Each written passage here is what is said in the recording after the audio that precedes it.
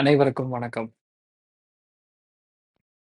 28ஆம் தேதி ஜூலையிலிருந்து 45 நாட்களுக்கு நெறையா கெட்ட பலன்கள் நடக்கப்போறது. அதுலருந்து இது நம்மள எப்படி தற்காத்துக் கொள்ள வேண்டும்? என்னென்ன மாரி பிரச்சனைகள் வரும்? அப்படிங்கிறதான எக்ஸ்ப்ளனேஷன் தான் இப்ப பண்ண போறோம். மேஷ ராசி நண்பர்களுக்கு. வீண் பகை, பிரச்சனை, வாக்குவாதங்கள், சண்டைகள், சம்டைம்ஸ் சர்ஜரி, வயித்துல சர்ஜரி, இல்ல கணவன் மனைவிக்குள்ள பிரிவு, அப்படி இல்லைங்கிற பட்சத்துல ரொம்ப மோசமான என்ன சொல்றது? கேஸ் மாரி நம்ம பார்க்கறது.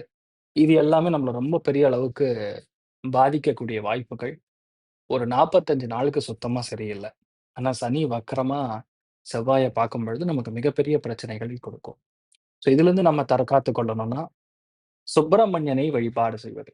எங்கெல்லாம் வந்து முருகப்பெருமானுக்கு குடமுழுக்கு செய்றாங்களோ, அங்க நம்மனால ஆன தான தர்மங்கள் செய்வது மிகப்பெரிய மாற்றத்தை கொடுக்கும். இதுல சில பேருக்கு என்னன்னா, பழைய வீடு, பழைய வாகனம், பழைய பிரச்சனை இதெல்லாம் மறுபடியும் வந்து வரக்கூடிய வாய்ப்புகள் இருக்கும்.